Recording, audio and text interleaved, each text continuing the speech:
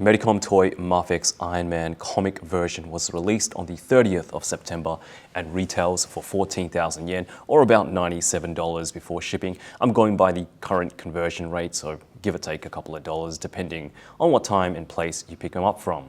I bought my copy from a local store right here in Tokyo, but Ami had him listed for way less than the original retail price, about $20 less to be exact. He might be a bit hard to find now, especially for that lower price, but if you are still looking for one, I'd definitely try to track one down as soon as possible because those prices are just going to go up. So when MAFEX first showed us the promotional shots of this guy, I think the general consensus amongst collectors was, do we really need this? We already have a perfectly good classic Iron Man with the Marvel Legends 80th anniversary, the more comic, color accurate AI Tony Stark, and in more recent, the 20 years anniversary Toy Biz version, which has a slightly different look, but all offering more than a decent, in some cases, an almost perfect rendition of the iconic red and yellow suit of armor. In saying that, MAFEX usually packs in an ample amount of accessories, in this case a lot more than the Marvel Legends counterparts, generally speaking, has better articulation and more refined sculpt work. Now with that said, is MAFEX really worth the hefty $100 plus price tag? Is this figure the definitive 6-inch classic red and yellow Iron Man suit? Well, hopefully by the end of the review you can make that decision for yourself, and I would definitely be sharing my opinion on whether or not this release was worth it or not. But just to get it out of the way, I do want to say that I don't want to turn this review into a comparison video, as difficult as that may be. Yes, I know the Marvel Legends is the basis of reference for many people, but I do really want to just focus on MAFEX in the beginning, show off what this figure has to offer, because there is definitely a lot to enjoy about this release, and then come around at the end and share with you my thoughts on whether or not it's something that you want to add to your own collection. So first, to the beautiful sculpt work, and as simple as the design may be, I think MAFEX has done an excellent job recreating the classic Iron Man suit faithfully to how he was portrayed in the old comics. I really do like what they've done with the proportions. He looks heroic, has that athletic build, but it's not modern athletic. It's what athletic was 30, 40 years ago. He's not as buff or as cut as some modern comics might portray superheroes now. And obviously this is supposed to be a man in a suit of armor, but the muscle definition in his legs and arms isn't cranked up to 100. I think it's a nice subtle balance of that classic superhero build without being too small or skinny. However, I can understand how he might seem a little on the lean side when compared to the Marvel Legends, especially when you have both the Marvel Legends AI Tony Stark and unparalleled Captain America next to him. MAFEX does look a little small, so if you do intend on displaying him with your Legends, this size difference might be something to consider. But MAFEX is meant to scale with MAFEX, and as long as he matches up with his other Avengers in his own lines, that's all that matters, right? And unfortunately, we don't have a Cap or a Thor yet, so I think the next best thing would be Cyclops, which is probably the closest in terms of body type to Cap, and Venom, which I'm using as a stand-in for Thor.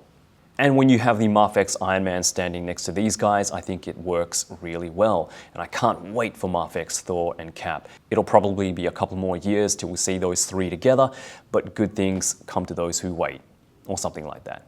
Anyway, if you're a little bit nitpicky about scaling, then this is something that you might want to take into consideration when you have him with other Legends. Not necessarily just his fellow Avengers, but with other villains, he might be a tad small. But if you're going MAFEX exclusive, then I think the scaling is just right. Now the comic accurate bright red and yellow I know sometimes can come off looking a little plasticky, a little cheap, which I guess is kind of unavoidable since those are the base colors of Iron Man, but I'm telling you now, this does not look or feel that way at all. It's not just molded colored plastic, but they've actually painted over the molded colored plastic with some really glossy paint. And I like how the red has almost a reflective look to it compared to the yellow, which is glossy, but not as glossy, if that makes any sense. There's a bit of a contrast, I feel, between the two finishes, and it really does come off across like it's been polished when you have it in hand. I think the translucent yellow plastic used for the arc reactor is a nice touch also. It definitely gives the figure a little something, which again is a fairly simple design. I will say this though, while I really do like how they've painted the entire body, the polished look pretty much only applies for the upper torso. The ab section isn't as glossy and even looks a little different colored red, a little darker red than the upper half. The boots, the forearms, the ab appears to use that same darker red, but the chest is a little lighter and, as I mentioned, almost a reflective glossy red. These sculpted in lines on the crotch, forearms, and boots aren't paneled in, but have a wash. It's not crispy clean, but I think that's what MAFEX might have been going for, and I say that because the same wash or the same kind of wash is done to the proton cannon, as it might be an artistic choice to do a wash rather than panel lining. MAFEX has thrown in both versions when it comes to the helmet design. Again, beautifully sculpted, sharp lines, faithful to the comics, and you can swap out the lenses to show off those beautiful baby blues under the mask. I'll show those off later, but just that small little detail makes a world of a difference. And again, like the translucent arc reactor, just gives the figure something a little bit extra. I know I'm going to be alone on this one, but the Alex Ross design is going to be my default. I love the look of this helmet, and the eyes showing through, whew, even better. So for quality control, and I'm speaking only for my copy, I haven't had any issues with any of the joints. Everything feels nice and tight, but not overly tight. Nothing's loose. The wrist pegs are holding up so far. No two left hands, no two right feet, and no paint chips or paint rub after some pretty heavy posing. Just be a little careful with the ab and torso region, especially where both areas meet. I've noticed a few minor crease marks in the paint, so just be a little bit careful. But other than that, so far so good. So hopefully that's also a good sign for the rest of you. Fingers crossed. All right, so let's take a look at the articulation. First, starting with the head. Iron Man does look up about that much.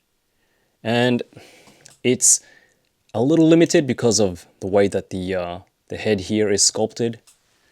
But for those in-flight poses, you can use his waist articulation to get, you know, that vertical in-flight pose, so that's not a problem. He does look down, not much at all because of that collar there. It does hinder the articulation going down, but again, if you use the ab articulation there, it does help. The neck and the head are independent pieces, independent joints, so he does tilt his head really well, left and right. And you've got your swivel as well. For shoulders, 90 degrees for those T poses, full 360 there, and he does have some really good butterfly joints that can help Iron Man bring his arms way into his chest like that. As you can see, the butterfly joint there is sculpted. It's got a little bit of muscle definition, and it is painted red, although, I don't know, should this be yellow because it's part of his shoulder, or I don't know, should it be red? I always just imagined that this like red piece here, like his whole torso was kind of like a vest. I know it's a suit of armor, but I don't know, it just always seemed like this was a vest and there's like, I don't know, yellow armor underneath the red parts as well, but I don't know. Yeah. Either way, he does have the butterfly joints there. He has double jointed elbows, which gets a little bit past 90. Sorry there. Just went out of focus. And he does have upper bicep swivel, which is great. Swivels at the wrists and your hinges as well. So for the torso, you get an upper and a lower. The upper, you don't get too much range of movement. You can't really, it doesn't really help with the crunch going forward or back. There is a bit of it, but it's mostly for those side-to-side tilt poses.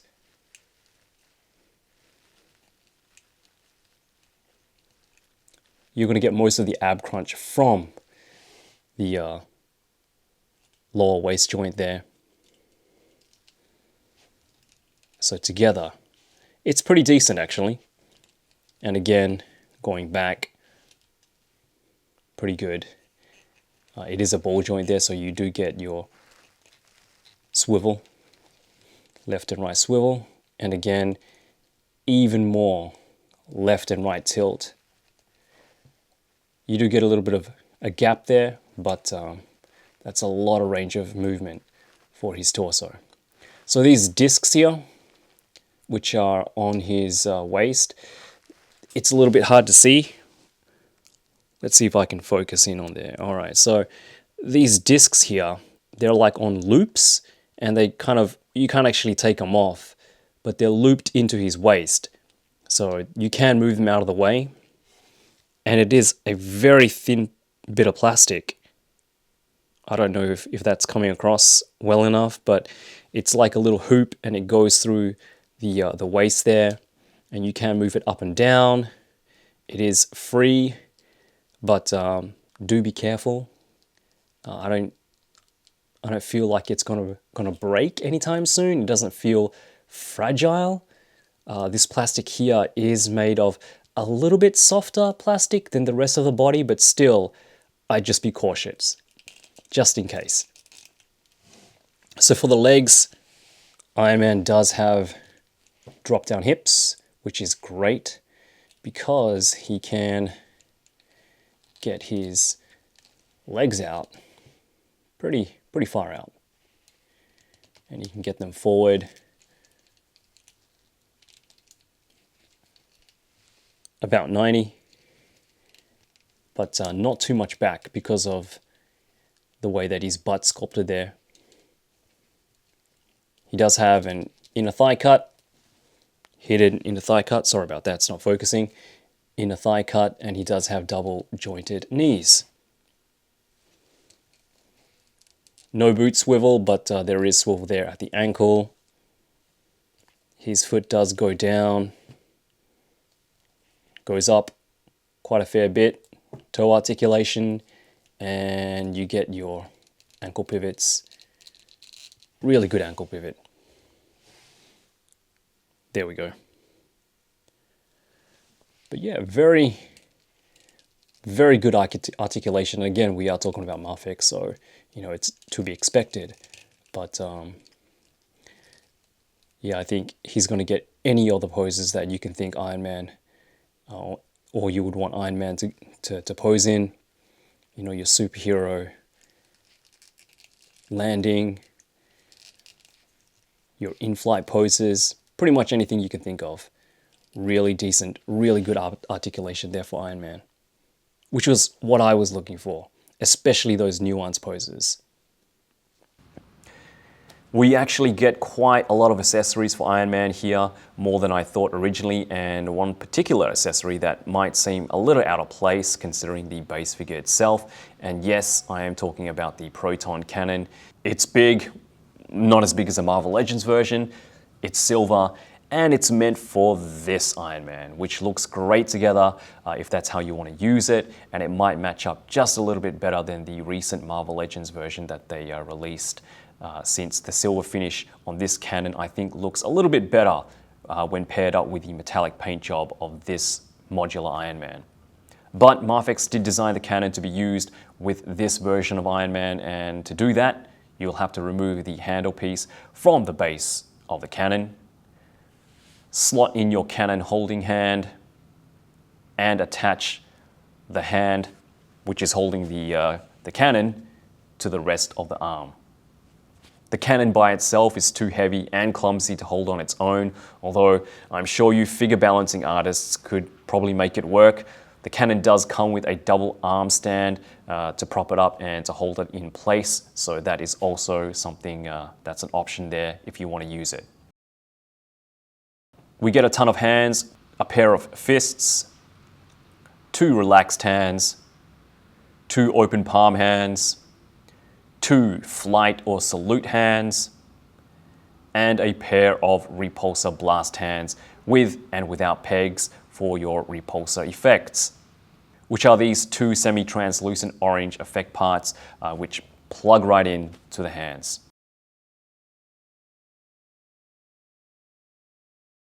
Simple as that. We also get some in-flight blast effect pieces for the feet that, like the repulsors, just plugs into the base of the feet and actually cover the entire length of the foot. Looks good, I like it. For interchangeable heads, we have the two classic designs. Again, the Alex Ross helmet is definitely my favorite. And to swap out the lenses, you just pop off the faceplate and the lenses are just plugged into the base of the head. Again, such a small detail, but I think really elevates the look of the figure.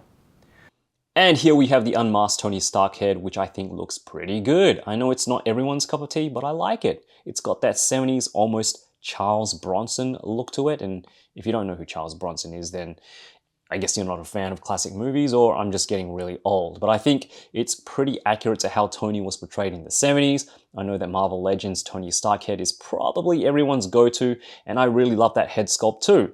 But what we get here is really well done. The face printing is nice and clean. You get your beautiful baby blues. The moustache is done well, and the hair even has some nice blue highlights, just like the comic.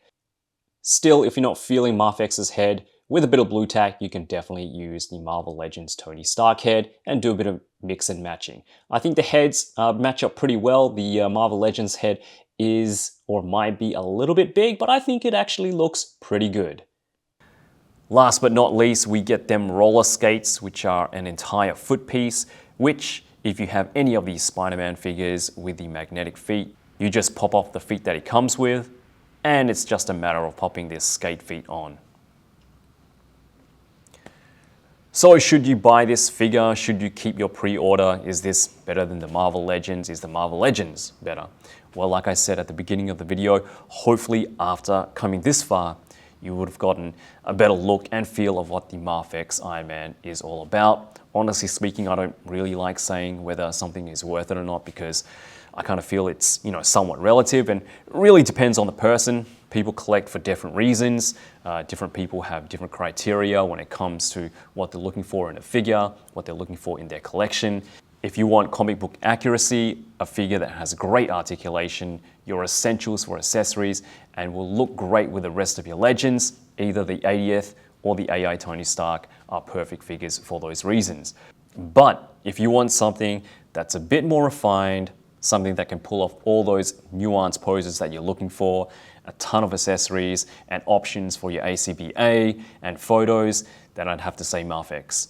Are those extra accessories and subtle points of articulation worth the extra $70 or $80? I don't know. That's up to the person. And if that's what's important for you in your collection, in the figures you're looking for, then I say yes.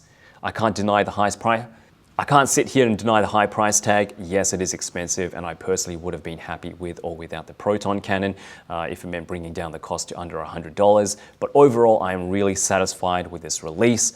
I wanted a faithful, classic-looking Iron Man that had all the articulation, that could pull off all the poses smoothly and naturally. And whilst I love my Marvel Legends, there is still room in my collection for a MAFEX as well. Neither will be replacing the other. I'll just be enjoying both for what they both do best. Anyway, I hope you enjoyed the lengthy review. I know it wasn't my usual Dragon Ball stuff, but thanks for watching, guys. That's all from me. Take good care of yourselves out there. Be good to your moms. And as always, yoroshiku.